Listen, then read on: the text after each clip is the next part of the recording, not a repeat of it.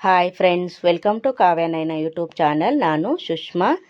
ಬನ್ನಿ, ಇವತ್ತು ಬಿಸಿಬೇಳೆಬಾತ್ ಪುಡಿ ಮನೇಲೆ ಯಾವ ಥರ ಮಾಡೋದು ಅಂತ ತೋರಿಸ್ಕೊಡ್ತೀನಿ ನಿಮಗೆ. ನೋಡಿ, 2 ಟೇಬಲ್ ಸ್ಪೂನಷ್ಟು ಜೀರಿಗೆ ತಗೊಂಡಿದ್ದೀನಿ, ಮೆಂತ್ಯ 1/2 ಟೀ ಸ್ಪೂನ್, ಹಾಗೆ ಬ್ಯಾಡಗಿ ಒಂದು 10 ತಗೊಂಡಿದ್ದೀನಿ, ಧನಿಯಾ ಕಾಳು ಅರ್ಧ ಕಪ್ಪು, ಗುಂಟೂರು ಒಂದು 8 ತಗೊಂಡಿದ್ದೀನಿ, ಹಾಗೆ ಉದ್ದಿನಬೇಳೆ 1/4 ಕಪ್ ತಗೊಂಡಿದ್ದೀನಿ, ಕಡಲೆಬೇಳೆ ಕೂಡ 1/4 ಕಪ್ಪು ತಗೊಂಡಿದ್ದೀನಿ. ನೋಡಿ, 4 ಇಂಚು ಚಕ್ಕೆ, ಒಂದು 7-8 ಲವಂಗ ತಗೊಂಡಿದ್ದೀನಿ, ಹಾಗೆ ಗಸಗಸೆ 1 ಟೇಬಲ್ ಸ್ಪೂನು ತಗೊಂಡಿದ್ದೀನಿ, ಕರಿಬೇವು 1/4 ಕಪ್ಪು ತಗೊಂಡಿದ್ದೀನಿ. ನೋಡಿ, ಎಲ್ಲವೂ ಕರೆಕ್ಟ್ ಮೆಜರ್ಮೆಂಟಲ್ಲಿ ತಗೊಂಡ್ರೆ ಸೂಪರಾಗಿರೋ ಟೇಸ್ಟಿಯಾಗಿರೋ ಬಿಸಿಬೇಳೆಬಾತ್ ಪುಡಿ ಮನೇಲೇ ಈಸಿಯಾಗಿ ಮಾಡ್ಬೋದು ಫ್ರೆಂಡ್ಸ್.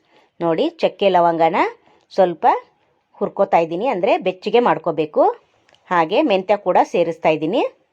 ನೋಡಿ, ಜಾಸ್ತಿ ಕಪ್ಪಗೆ ಮಾಡ್ಕೋಬೇಡಿ, ಸ್ವಲ್ಪ ಬೆಚ್ಚಗಾದರೆ ಸಾಕು. ನೋಡಿ, ಇಷ್ಟಾದರೆ ಸಾಕು. ಇದನ್ನು ತೆಗೆದು ಇದಕ್ಕೇನೆ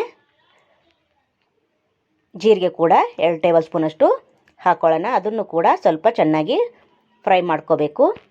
ನೋಡಿ, ಯಾವುದು ಎಣ್ಣೆನೂ ಕೂಡ ಹಾಕಕ್ಕೆ ಹೋಗಬೇಡಿ, ಡ್ರೈ ರೋಸ್ಟ್ ಮಾಡ್ಕೊಳ್ಳಿ, ಸುಮ್ಮನೆ ಬೆಚ್ಚಗೆ ಸುಮ್ಮನೆ ಮಾಡ್ಕೊಳ್ಳಿ. ನೋಡಿ, ಇದು ಕೂಡ ಇಷ್ಟು ಫ್ರೈ ಆದರೆ ಸಾಕು. ಇದನ್ನು ತೆಗಿಯೋಣ. ಇವಾಗ ಇದಕ್ಕೇನೆ ಕಡಲೆಬೇಳೆ 1/4 ಕಪ್ಪು, ಉದ್ದಿನಬೇಳೆ ಅಥವಾ ಉದ್ದಿನ ಕಾಳು ಯಾವುದಾದ್ರೂ ನೀವು ಇದ್ದರೂ ತೊಗೋಬೋದು. ನೋಡಿ, ಅದನ್ನು ಕೂಡ ಸ್ವಲ್ಪ ಫ್ರೈ ಮಾಡ್ಕೋತಾ ಇದ್ದೀನಿ. ನೋಡಿ, ಇದು ಸ್ವಲ್ಪ ಲೇಟ್ ಆಗುತ್ತೆ, ಗಟ್ಟಿ ಅಲ್ವಾ ಕಾಳು. ನೋಡಿ, ತೆಗೆದಿದ್ದೀನಿ. ಇವಾಗ ಉದ್ದಿನ ಕಾಳನ್ನ 1/4 ಕಪ್ಪಷ್ಟು ಕೂಡ ಸೇರಿಸ್ಕೊಂಡು ಅದನ್ನು ಕೂಡ ಫ್ರೈ ಮಾಡ್ಕೊಳ್ಳೋಣ.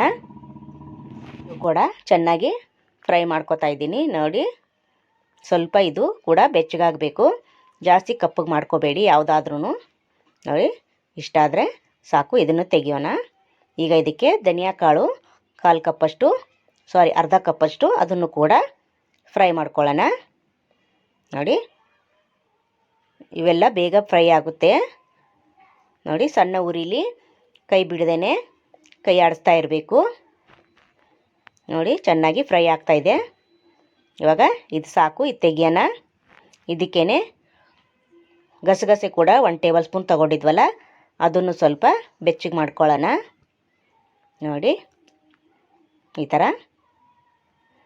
ನೋಡಿ, ಆದಷ್ಟು ಮನೆಯಲ್ಲೇ ಮಾಡ್ಕೊಳ್ಳೋಕ್ಕೆ ಟ್ರೈ ಮಾಡಿ. ಇವಾಗ ಇದನ್ನು ತೆಗಿಯೋಣ. ಕರಿಬೇವನ್ನ ಹಾಕ್ಕೊಳ್ಳೋಣ. ಪ್ಲೀಸ್ ನಮ್ಮ ಚಾನೆಲ್ನ ಇನ್ನೂ ಯಾರು ಸಬ್ಸ್ಕ್ರೈಬ್ ಮಾಡ್ಕೊಂಡಿಲ್ಲ, ಹೋಗಿ ಸಬ್ಸ್ಕ್ರೈಬ್ ಮಾಡ್ಕೊಳ್ಳಿ. ಬೆಲ್ ಐಕನ್ನ ಪ್ರೆಸ್ ಮಾಡಿ ಆಲ್ ನೋಟಿಫಿಕೇಷನ್ ಸೆಲೆಕ್ಟ್ ಮಾಡಿಕೊಂಡ್ರೆ ನಾವು ಹಾಕೋ ವಿಡಿಯೋ ಎಲ್ಲ ಮೊದಲು ನಿಮಗೆ ಬರುತ್ತದೆ, ಎಲ್ರಿಗಿಂತ ಮುಂಚೆ ನೀವೇ ನೋಡ್ಬೋದು ಫ್ರೆಂಡ್ಸ್. ನೋಡಿ, ಇದು ಆಗಿದೆ. ಇವಾಗ ತೆಗೆದು ಒಂದು ಸ್ಪೂನು ಎಣ್ಣೆ ಹಾಕ್ಕೊಳ್ಳೋಣ. ನೋಡಿ, ಮೆಣಸಿನ್ಕಾಯಿಗೆ ಮಾತ್ರ 1 ಟೇಬಲ್ ಸ್ಪೂನ್ ಎಣ್ಣೆ ಹಾಕ್ಕೊಂಡು ಫ್ರೈ ಮಾಡ್ಕೊಳ್ಳೋಣ. ನೋಡಿ, ಗುಂಟೂರು ಮತ್ತು ಬ್ಯಾಡಗಿನ ಎರಡೂ ಹಾಕ್ಕೋತಾ ಇದ್ದೀನಿ. ಇದು ಸ್ವಲ್ಪ ಫ್ರೈ ಆಗಬೇಕು. ನೋಡಿ, ಈ ಥರ.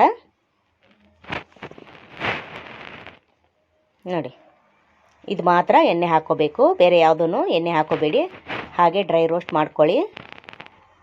ನೋಡಿ, ಇಷ್ಟಾದರೆ ಇದು ಸಾಕು. ಇದನ್ನು ತೆಗಿಯೋಣ. ಇದು ಆರಲಿ. ಎಲ್ಲವೂ ನೋಡಿ ಈ ಥರ ತಟ್ಟೆಗೆ ಹಾಕ್ಕೊಂಡು ಎಲ್ಲ ಡ್ರೈ ರೋಸ್ಟ್ ಮಾಡಿದ್ದೀನಿ. ಇದು ಒಂದು 5 ನಿಮಿಷ ತಣ್ಣಗಾಗಲು ಬಿಡಬೇಕು. ನೋಡಿ, ಇವಾಗ ತಣ್ಣಗಾಗಿದೆ. ಒಂದು ಜಾರ್ ತಗೊಳ್ಳೋಣ. ನೋಡಿ, ನಾನು ದೊಡ್ಡ ಜಾರ್ ತೊಗೊಂಡಿದ್ದೀನಿ, ಅದಕ್ಕೆ ಎಲ್ಲವನ್ನು ಒಟ್ಟಿಗೆ ಒಂದೇ ಸತಿನೇ ಪುಡಿ ಮಾಡ್ಕೊತಾ ಇದ್ದೀನಿ. ನೀವು ಚಿಕ್ಕ ಜಾರ್ ಆದರೆ ಸ್ವಲ್ಪ ಸ್ವಲ್ಪನೇ ಹಾಕ್ಕೊಂಡು ನುಣ್ಣಗೆ ಪುಡಿ ಮಾಡ್ಕೊಳ್ಳಿ. ನೋಡಿ ಫ್ರೆಂಡ್ಸ್, ಆದಷ್ಟು ಮನೆಯಲ್ಲೇ ಮಾಡ್ಕೊಳ್ಳೋಕ್ಕೆ ಪ್ರಯತ್ನ ಮಾಡಿ. ಆಚೆ ಕಡೆಯಿಂದ ಪ್ಯಾಕೆಟು ತರಕ್ಕೆ ಹೋಗಬೇಡಿ. ಅವು ಡೇಟ್ಗಳೆಲ್ಲ ಇರ್ತಾವೋ ಇರೋದಿಲ್ಲೋ ನಾವು ನೋಡೋದೇ ಇಲ್ಲ, ಅವಸರದಲ್ಲಿ ತಂದು ಮಾಡ್ತೀವಿ. ಅದಕ್ಕೆ ಮನೆಯಲ್ಲೇ ಮಾಡೋದಕ್ಕೆ ಪ್ರಯತ್ನ ಮಾಡಿ ಫ್ರೆಂಡ್ಸ್. ನೋಡಿ, ಇವಾಗ ಎಲ್ಲ ಹಾಕ್ಕೊಂಡಿದ್ದೀನಿ, ನುಣ್ಣಗೆ ಪೌಡ್ರ್ ಮಾಡ್ಕೊಂಡು ಬಂದಿದ್ದೀನಿ. ನೋಡಿ ನೋಡಿ ಎಷ್ಟು ಕಲರ್, ನೋಡಿ ಎಷ್ಟು ಚೆನ್ನಾಗಿ ಕಾಣಿಸ್ತೈತೆ, ಸೂಪರ್ ಅಲ್ವಾ? ನೋಡಿ, ಇವಾಗ ಇದನ್ನು ಒಂದು ಬಟ್ಟಲಿಗೆ ತೆಗೆದು ತೋರಿಸ್ತೀನಿ. ನೋಡಿ, ನುಣ್ಣಗೆ ಪುಡಿ ಆಗಿದೆ. ಇದೇ ಪೌಡ್ರ್ ಬಳಸಿ ನಾನು ಬಿಸಿಬೇಳೆಬಾತ್ ಯಾವ ಥರ ಮಾಡೋದು ಅಂತ ನಿಮಗೆ ಒಂದು ವಿಡಿಯೋದಲ್ಲಿ ತೋರಿಸ್ಕೊಡ್ತೀನಿ.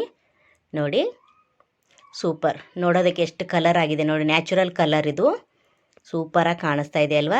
ವಾವ್, ಸಖತ್ತಾಗಿದೆ. ಸೂಪರ್.